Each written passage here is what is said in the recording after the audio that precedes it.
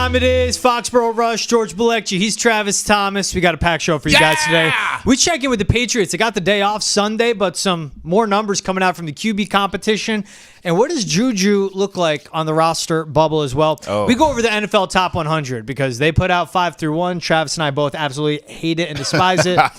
Fantasy football do not draft list. We go over that. And then we end with our Nesson wide receiver Mount Rushmore as well. Right. T, how we doing today, bro? I'm doing great, man. You know, it's football season. We watched a little Hall of Fame game action.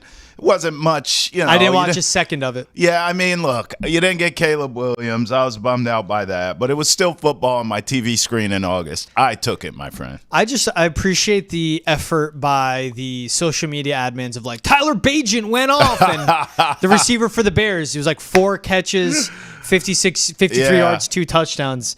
It's like, yeah, Antonio Brown did that in a spot start for the Patriots back in 2019. Like, Facts. That's nothing. I need 240 yards if it's preseason. Facts. But let's get into the Pats. They practiced Saturday in full pads. Updated numbers in the QB comp for you, Trav. Drake May, 3 for 9 in full team periods. Okay. But playing behind third-string tackles on the left side was Kellen Dyche. He was signed 2 days ago. Who? Exactly. His right tackle was undrafted free agent Zuri Henry. Who? Again, exactly. That's the help he's getting in the production. So when we're looking at all these numbers, Jacoby Brissett, 9 for 14 during 11 on 11s, 1 interception, 2-minute drill, touchdown to Hunter Henry. And we look at the camp totals for them. Drake May actually has 1 less interception, 1 less sack, but there's more reps going Brissett's way. Right. And Jacoby Brissett, not even bringing touchdowns into it. Yeah. Playing with the ones, going against the ones. He's mostly had the offensive line of Andrews on Wenu in the middle. The one update was Vidarian Lowe on the left side, Caden Wallace on the right side. Sounds like they're still playing with combos. But, Trav, I'm going to get to your favorite topic right off the rip. Yeah. Juju Smith-Schuster. Reports coming from camp, the guys that are down there every day, and I've seen the same thing when I was down there a couple practices, trending towards a cut. Yeah. This was his latest output on the practice field. Dropped a touchdown pass from Joe Milton, then slipped on the only target he got from Drake May. You get out there. I remember seeing it last season. I'm like, Juju Smith-Schuster has like no juice. Like there's no separation. I don't see it. Like I just don't see it. Whatever he has, you give him the ball in space, he's not going to go anywhere, and he can't get open. Right. 2 most important things for being a receiver is getting open and catching the football, and he hasn't shown that this camp so far either. It's looking like, and we'll see what Kendrick Bourne's status is as he continues to come back from a torn ACL, but Kendrick Bourne, KJ Osborne, Jalen Polk, Javon Baker, those are your clear-cut top 4 receivers. Jalen Reagor is going to make the team because he brings upside to the kick return and punt return game. Right. He is their starting returner on both ends, and we've seen flashes of that last year. Kayshon Boutte, not looking terrible. All the gambling stuff is behind him. Those charges have been dropped. And Tyquan Thornton, I mean, that's a bubble guy. But the fact that Juju Smith-Schuster to me and Tyquan Thornton are in the same place, that's bad for Juju. All right, first, let me go back. You know, Drake May putting up comparable numbers to Jacoby Brissett playing with the second string, third string offensive line. Total all practice. Just kind of makes me wonder what Drake May would look like consistently taking snaps with the ones. That's just me. You heard 3 for 9 in full team periods, right? 3 for 9. I'm just saying. 33% completions. Simple observation. The math ain't mathing. If his numbers are close. 3 for 9 to 9 for 14 give for him Jacoby. a chance with the ones is all I'm saying. As far as touchdowns and interceptions go, George. That's what I'm referring there to. we go. Now, in terms of Juju, usually I never celebrate a player being on the bubble to get cut. I mean, this is what they do for a living. I respect that. Yeah. However, in Juju's case, I don't even believe he should be with this team with an opportunity to make or get cut from this team. He should already be in some other camp for some other team, which is what I've been spewing since he showed up, because he's done absolutely nothing since he showed up.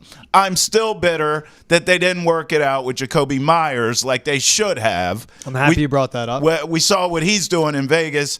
Boy, couldn't we use that here? You know what I mean? But I digress. As far as Juju goes, I didn't like the signing when he got here. He's a player on the decline. I'm looking at his career numbers right in front of me. Now, you can go back a couple seasons to when he was with the Chiefs, but obviously that's Patrick Mahomes, and he still didn't eclipse the 1,000-yard mark there. He only had 3 touchdowns.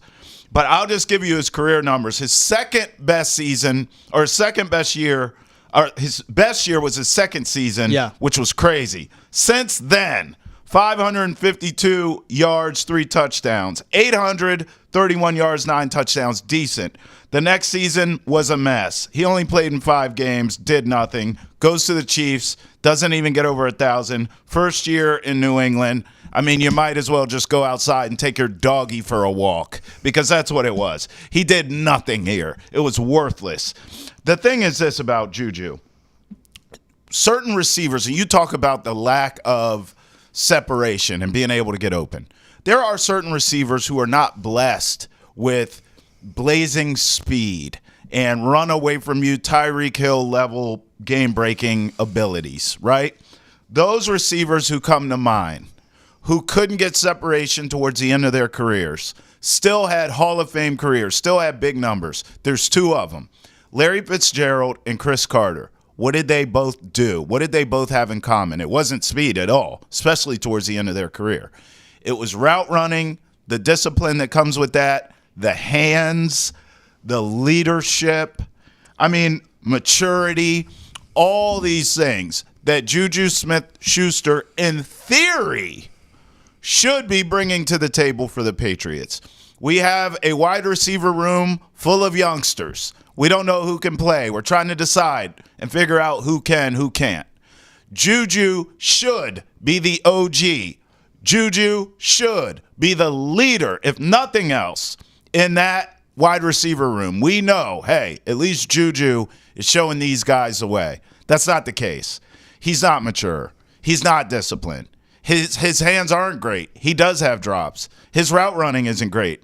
He's not a leader. He's not mature. He's not disciplined. All the things that I just said, veteran receivers, when they lose their speed, when they lose their main asset, there's other ways they can beat you. He's not doing it. I don't think he's an exceptional blocker. What does he bring to the table? Why did you keep him to begin with? Has always been my question around Juju. Why is he even here? So this news of, he's on the bubble, he may not make it. You know what I say to that? No shack, Sherlock. He shouldn't even have been here to begin with. He should already be gone. He should be on someone else's bubble around the league somewhere. Mike Tomlin, one of the greatest coaches of all time, a true leader, gave up on him. Why? Maturity issues. I don't think he's matured since. I really don't. And if you can't under Tomlin, and you can't since you've left that culture in Pittsburgh, which is fantastic, you stink. So he should be cut, George. That's my long-winded way of saying he shouldn't be here to be cut to begin with, but since he is, get him out of here. Yeah, we go back. You said, why is he here over Jacoby Myers? Jacoby Myers was outspoken during the Patricia Judge year. I'm like, we don't know what the hell we're doing here. He's talking right. to the media. The second you do that, you're gone in Bill Belichick's eyes. Same reason Brian Hoyer ended up in Las Vegas, because behind the scenes, he was validating Mac Jones of, these guys are screwing you over. Like, you are being bent over a barrel and shown the 50 states by Bill Belichick. Brian Hoyer said that. Word got back to Bill. You don't undermine Bill and you get out. Right. Jacoby Myers, 3 years, $33 million contract with the Raiders. Yep. Juju Smith-Schuster, 3 years, $25 million. You go, well, they're saving $8 million. Both were $16 million guaranteed. Right. Same exact numbers.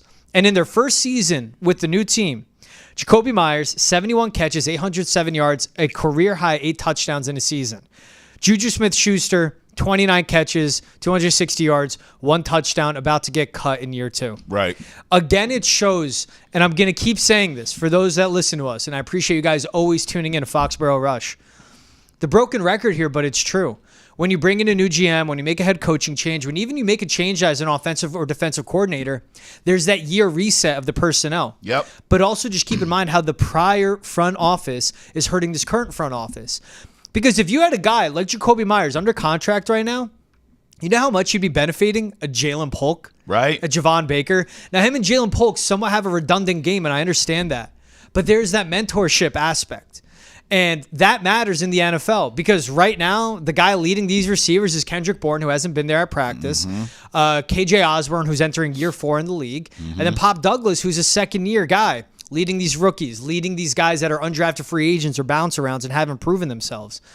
a Jacoby Myers would be a value right now. Now, if they got a Calvin Ridley, if they go out and get a Brandon Ayuk, you're bringing that veteran leader, you have the cap space for it, and good. That's someone that can help teach these guys along with elevating the offense altogether. Right. But that's when you have to look back at and realize what was done a year or two ago is still affecting the team right now, and that's where there needs to be that patience overall with this offense. But if I'm the GM, I'm Elliott Wolf, I'm Gerard Mayo, I'm getting in a room. We have Tyler Hughes, their wide receivers coach, with us. I'm looking at him and go, Juju's only going to cost us another $1.9 million if we cut him. He's out because of those reps he's taking away in an actual game, an actual practice. Right. From these guys you want to progress and will actually be here on the timeline. $1.9 million when you have all this cap space.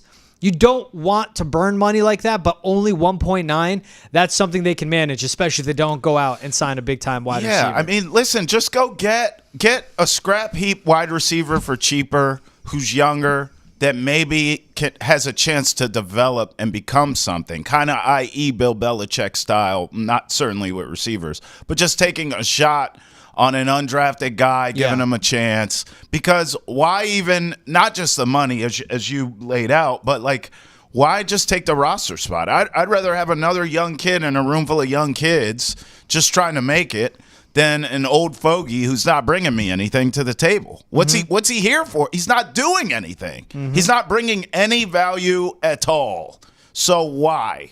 Just get rid of him. It's even, and I'm going to do this name drop, but don't worry, it's not in full seriousness. But when people wondered, like, what pissed off Aaron Rodgers during his time with the Packers and why he pushed for guys like Randall Cobb to come back, because he would say those veteran leaders in a wide receiver room are important. Yes. If you're not going to develop these first rounders, but you are developing guys that were taken later in the draft, like a Devontae Adams, right, who at his best was the best receiver in the league because of Rodgers. Yes. He understood what a Jordy Nelson, what a Randall Cobb did in those rooms for the rest of the guys. Now, this is a very, very, very young Patriots team. Like, Hunter Henry at 29 is like an old, wily vet on this roster. Jacoby Brissett, just over 30, is an old, wily vet. Yeah. There's a lot of young guys on this, but you go out and get those older receivers, it would matter. There are the free agents. You'd wonder a Hunter Renfrow. I mean, that's a short. I'll take a chance. Yeah. Down the field receiver, good route runner. You could go through this whole list. I'd take any of them over Juju. And I think you make great points about those Packer wideouts. But remember this. Jordy and Randall Cobb, both examples you used. They're both great. Were actually great players at once upon a time. Juju was a one-hit wonder. He's Milli Vanilli. He was good as a wide receiver, too. Yeah, that's second season. That's literally. And he's done nothing since. He was a one-hit wonder. It's been established. Get him out of here. All right, let's get in. We're talking receivers. A wide receiver graces number one spot for the NFL Top 100 team. So they put out their top 10 finally. Max Crosby at 10. Yep. Which I can see. He's one of the best pass rushers in the league. I'm not going to dispute it. Travis Kelce at 9. He's very talented, but he's on the back nine of his career. And we did see a drop-off in his overall explosiveness. Big numbers, but that's what happens when Kadarius Toney, Rashee Rice, and Mecole Hardman are the other receivers in the room. Like, you are the guy. I think it's a sheer volume thing. Yep. Then TJ Watt at 8, agree. Trent Williams, number 7, best left tackle in the game, agree. No problem. Chris Jones, number 6, can't dispute that. He's one of the best defensive linemen. Myles Garrett at 5 seemed low to me. But then here comes in the top 4. Patrick Mahomes at number 4. Christian McCaffrey, 3. Lamar Jackson, 2. Tyreek Hill, 1. Now remember, this is voted on by NFL players. I would just like to say, number 1, Tyreek Hill was a non-factor in the freezing cold sub-30 game where he lost to Patrick Mahomes. Facts. Lamar Jackson, conference championship game, was MIA on a milk carton. Yep. Lost to Patrick Mahomes at home. That's right. Christian McCaffrey lost in the Super Bowl to Patrick Mahomes. Yeah. To not have Mahomes on this list, number 1, no matter who's 1, 2, 3, and all of those guys could have been the NFC, I would just go with Mahomes is the greatest player in football. Yes. He is the reason the Chiefs have won 3 Super Bowls. Yes. Since he's been drafted and gone back-to-back. He makes plays in the clutch. And that offense in Kansas City was terrible all season long. Could not figure it out for the life of them. Yes, the defense is what was key to winning that championship. The defense got its stops. But when you needed Patrick Mahomes to make a play, he did. On top of, he's just athletic enough to make the type of plays you need to and scramble out of the pocket. Facts. Can make every throw on the field. And the last 2 years, His wide receiving room has been one of the worst in the NFL. Now there's Hollywood Brown. Now there's Xavier Worthy. We'll see if he can be healthy. Can Rashee Rice stay out of trouble? I don't know. We'll see what happens with his suspension. We have Travis Kelce on this back nine. Patrick Mahomes is the most talented NFL player I've ever seen play football. Yes, I came along after Lawrence Taylor was on the field. But at the most important and most difficult position in all of sports, for him to be leaps and bounds, the number one at that position, and to carry this offense, which is one of the most complex, most difficult offenses to run in the NFL. Yeah. But he's so smart. Him and Andy Reid are on the same page, and he has the talent to get it done. That's right. Patrick Mahomes should be number one. To have Tyreek Hill at one is besides me. Yes, he's the MVP of that offense. Yes, he was an MVP consideration. And he's a wide receiver. He carries Tua in that offense. And without him, all of Miami looks different. But Patrick Mahomes is number one. You cannot put Tyreek Hill number one over Mahomes. You can't put Tyreek Hill in any part. If he was number three, I would say you can't put him in front of Mahomes either. I think you did such a great job of laying out why Patrick Mahomes deserves to be number one. So what I would rather do is take this conversation in place of why he wasn't, right? It is clear, George, and it has been. Players are sick and tired of Patrick Mahomes. They don't like him. And I get it. I think it was the same sentiment for Brady around the league. Even though players respected him, I'm sure every player respects Patrick Mahomes. But you know I'm friends with a current player on the Colts. I had him on my radio show this summer, and I asked about the Chiefs and why they're so dominant and why Mahomes is Mahomes and Reed is Reed and Kelce is Kelce. And he got annoyed at the question. And even in answering me, he was very bitter. He was very like, I don't like talking about them. I don't like giving them their respects and their props. We have to do it as players, but I just can't stand them. And I think I bring that up because it was a real glimpse into clearly the players vote here. Tyreek Hill's a likable guy and explosive, and he's fireworks, right? Every time he touches a ball, he has a chance of house calls. We understand that. Yeah. But players dig that. They like that. Tyreek Hill's streaming. He's out and about. He's got a big personality. All these dudes. Lamar the same way. Like, this is a popularity contest. The players don't like Patrick Mahomes outside of Kansas City because they're sick of getting their butts whipped by Patrick Mahomes. They don't like he says all the right things. They don't like his country boy swag. They don't like that he sounds like Kermit the Frog. They don't like all this stuff about Patrick Mahomes. You see the Raiders during camp making fun of him. They had a little Mahomes doll and was talking like Kermit the Frog. Dumbest thing they can do. This is normal. This is what teams do. This is what players do. This is what people do. They did it to Brady. Outside of this town, everyone hated Brady.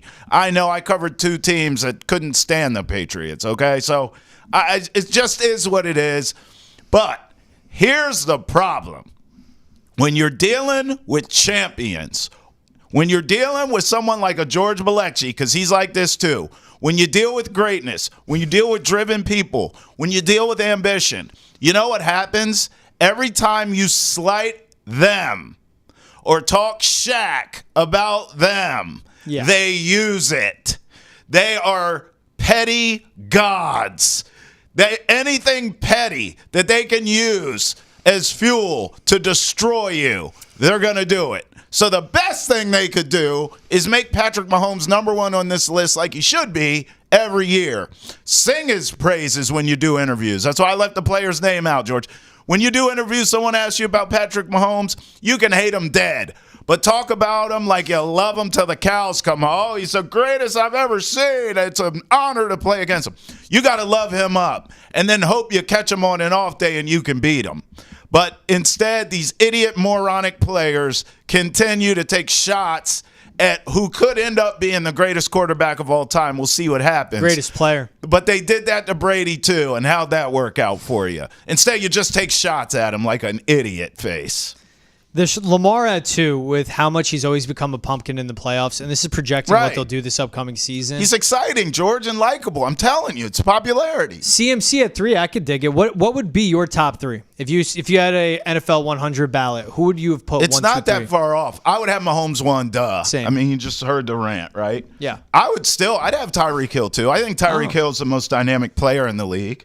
And then I'd have Justin Jefferson. I'm a huge Justin Jefferson guy. Yep. And if Tyreek Hill did not exist, he would be the best wide receiver in the game. Tyreek Hill and Justin Jefferson, to me, are 2 and 3. I think Tyreek Hill is a one-of-one talent. Like, I don't know if we'll ever see someone like him again. He's undersized. He's small. Right. But he's so explosive, so quick. That's right. He makes plays.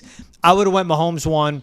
I would have went Justin Jefferson 2 because right now he's a walking, talking 100 yards a game no matter what.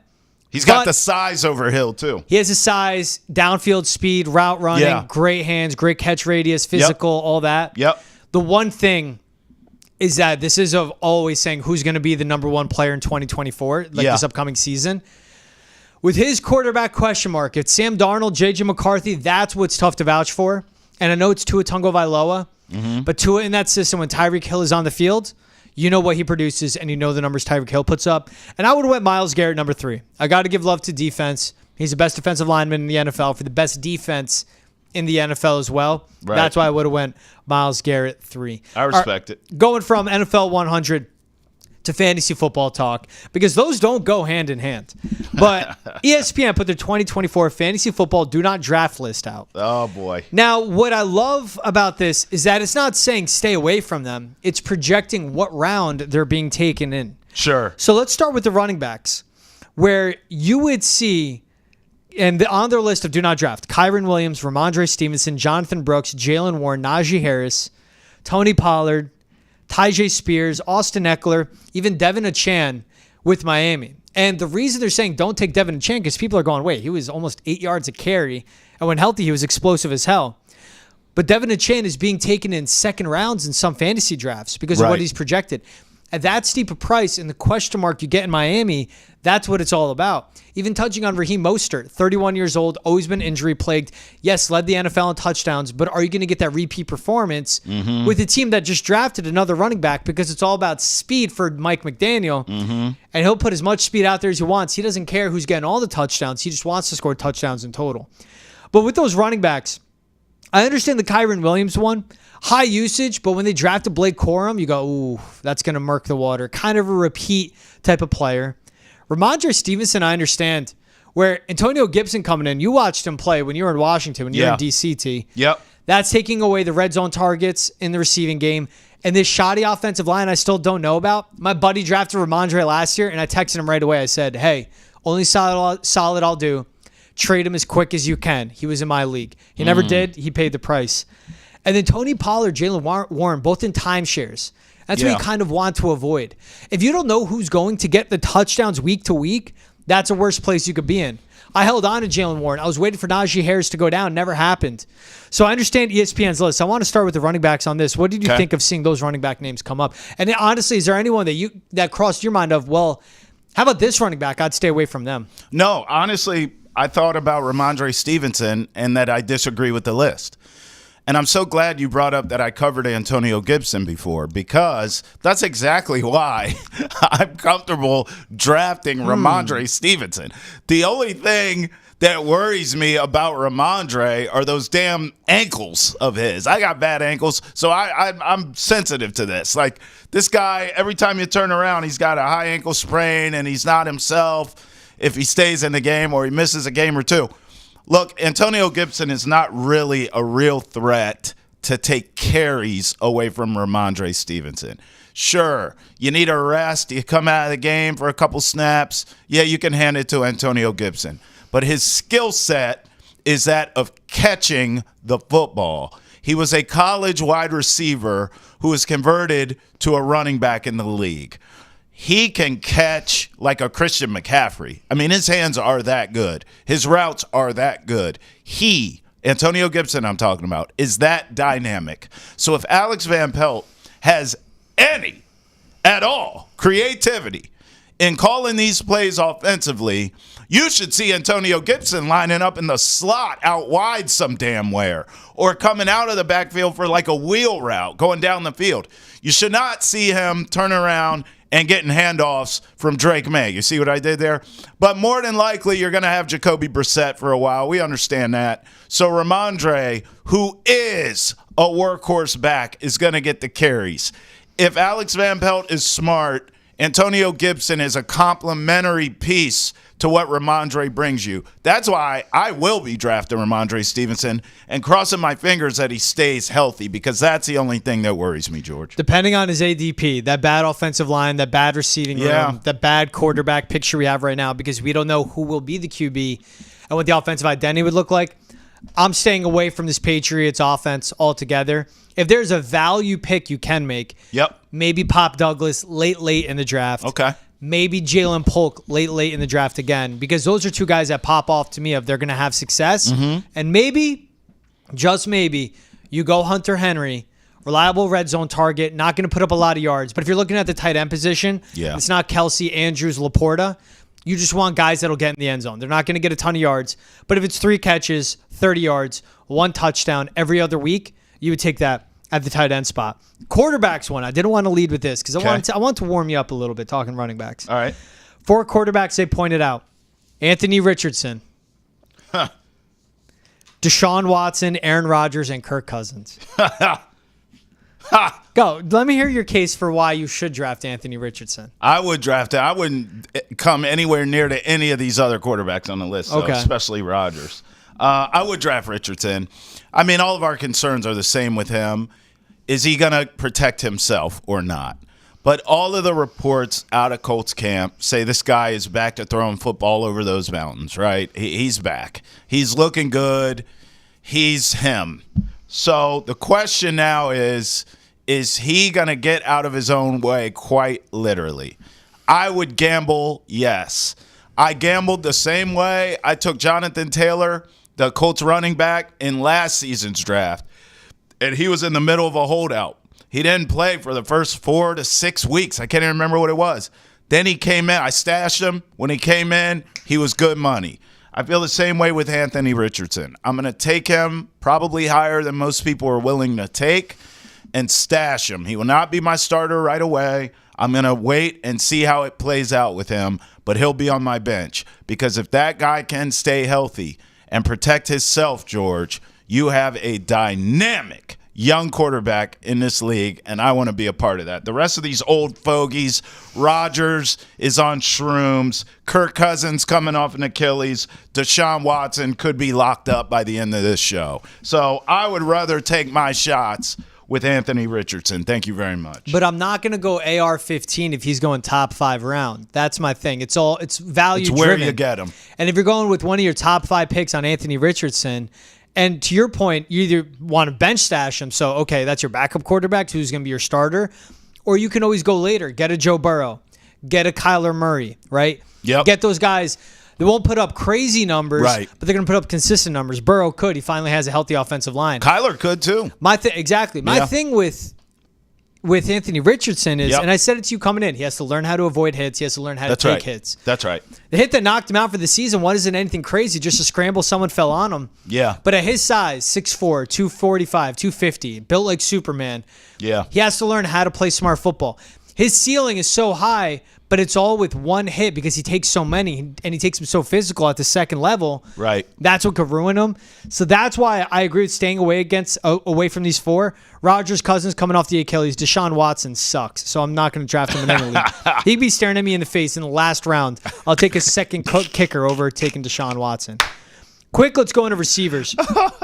Stephon Diggs, Brandon Ayuk, Malik Neighbors, and Rashee Rice. Yeah. Neighbors, too many quarterback questions for him, but man, he's going to be really good in this league one day. Yeah. They just need to get through their final year with Daniel Jones on that monster deal. Rashee Rice, it's the suspension he's facing, but also he's an idiot, and I don't know what he's going to do after the suspension, which could get him booted from the league. Yeah.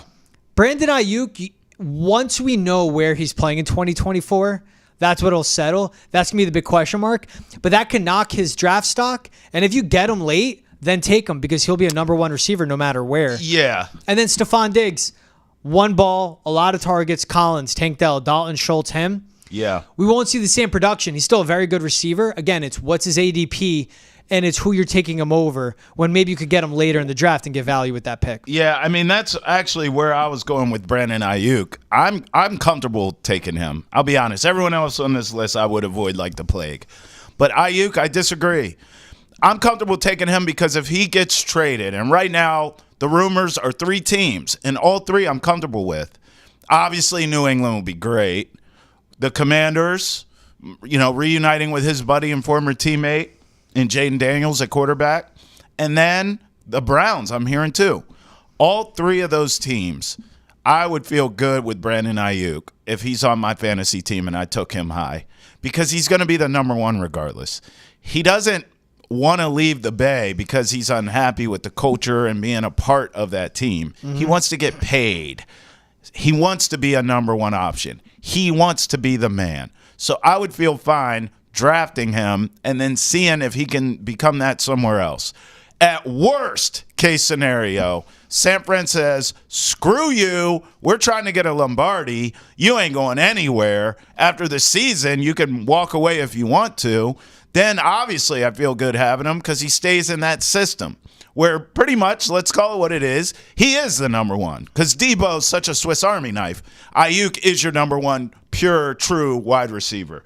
So I would draft him high. Everyone else on this list, I agree with the list. All right, let's talk receivers now. We got our Nesson wide receiver Mount Rushmore. Again, guys, we pulled our Nesson.com writers, on-air talent, producers, anyone that knows ball in the office. They submitted their ballots. And the top four receivers, our wide receiver Mount Rushmore in Nesson. Yep. I'm going 4-1 here. Okay. Terrell Owens. All right. Calvin Johnson. All right. Randy Moss. Yep. And Jerry Rice. No problems. Zero. Jerry Rice, before Tom Brady, was arguably the greatest football of all time. Like, it was Lawrence Taylor, Jerry Rice. You still could argue that. And you still could. Amazing hands, great route runner. Yep. Tough. Pristine conditioning, ran the same in the first quarter as he did in the fourth. Yep. Great after the catch. Leading receiver in NFL history by 5,000 yards. Yeah, man. Then Randy Moss, man, so much more athletic than Rice. Yep. Deep ball receiver, was uncoverable in his peak, but there's those lost years in Oakland. Yep. And there's that quick fizzle out once he left New England, where at his peak, you could say he was the greatest receiver of all time, but it's the length. Like, Jerry Rice put it together for so many seasons. Right. With two Hall of Fame quarterbacks, but was as consistent as could be. Tough to argue that. Calvin Johnson, to me, greatest wide receiver I've ever seen play football. Wow. So dominant. Yeah. I don't argue it. Okay. So those three are my top. That fourth spot, though, I actually went Marvin Harrison at that over fourth T.O. spot. Yes. Reception machine, fifth all-time in receptions. Then I'm looking at numbers, though, and if Julio Jones had a Lombardi trophy, he had a Super Bowl ring, I wouldn't hate him being top four. The one for me, Larry Fitzgerald. Yeah. Second in receiving yards all time, second in receptions, played 17 seasons, all with the Cardinals, and had some of the worst quarterbacks in the world throwing him the football, and he still put up Hall of Fame numbers. So actually, when I revisit all this, I would boot out Terrell Owens. I would put Larry Fitzgerald in that fourth spot. I think you're allowing the antics of T.O. No, to it's not the skew your antics. decision. To me, it's the overall numbers and who Larry Fitzgerald played with. Yeah. Honestly, I don't care about the antics. Listen, bro, there's no way I'm taking T.O. off of this list. T.O., you could almost argue T.O.'s too low, being 4 on here. He was a pain in the arse, but he was so dynamic. I mean, he had everything. Routes, hands, size, speed, toughness. He had everything. He was just a pain in the arse. I hear you on Marvin Harrison. I think a lot of that was Manning, obviously, and also I watched Marvin Harrison get hit into oblivion. There were games when and the Patriots had the blueprint. I mean, the Patriots are one of the teams that did it. But there were games when you could take those Colts receivers out of the game, quite literally. Like, you just hit them, and they are obsolete. All of them. I don't care who you name. Reggie Wainham, Dallas Clark. It didn't matter. You hit them, and that was the end of them. Now, you can't do that in today's football. I understand that. But I just watched that happen to Marvin Harrison too many times for me to put him on this list. Look, I agree with you, Larry Fitzgerald. I have him on the outside looking in, but you can make a case. Chris Carter, who I brought up earlier, you can make a case. And there's actually a young man right now we got to get more from for longer. But I think, well, really, Tyreek Hill and Justin Jefferson could make a case to be on this list. But Justin Jefferson looks like he was made in a lab. He's very similar to Megatron and Randy Moss on this list. I think you got to keep your eyes on them. But personally, George, I legit don't have a problem with this list at all. I think they got it right. I can't get angry over T.O. getting in there. I'll put Calvin Johnson physically was a specimen and Ridiculous. one of one. Ridiculous. So I don't think anyone, at his size, Yes. literally the size of a defensive end, maybe bigger. Right. And double teamed, no problem. You throw the ball up to him, he's coming down with it every time. That's and I just think that is such a unique talent for a receiver to have. Justin Jefferson does have that, where you just got to put it in the vicinity and he's most likely going to catch it. Right. But his high point ability, his deep ball ability in the red zone, Calvin Johnson was so dominant. Yep. Coming out of a triple option offense in Georgia Tech, didn't put up good numbers his rookie season, then it exploded that point on. If it wasn't for his health, I think it was his ankles that really just had him bow out early when he was still at his peak. This guy could still be playing right now, still putting up insane numbers. No doubt about it. All right, that's it for this episode of Foxboro Rush. He's Travis Thomas. I'm George Balekji. Thanks so much for tuning in. Wherever you get your podcast, please like, subscribe, rate, review. And make sure, as always, to subscribe across all NESN podcasts as well. Go to our YouTube channel, hit subscribe, and go to the individual podcasts and hit follow along as well. He's Double T. I'm GB. We'll see you guys next time.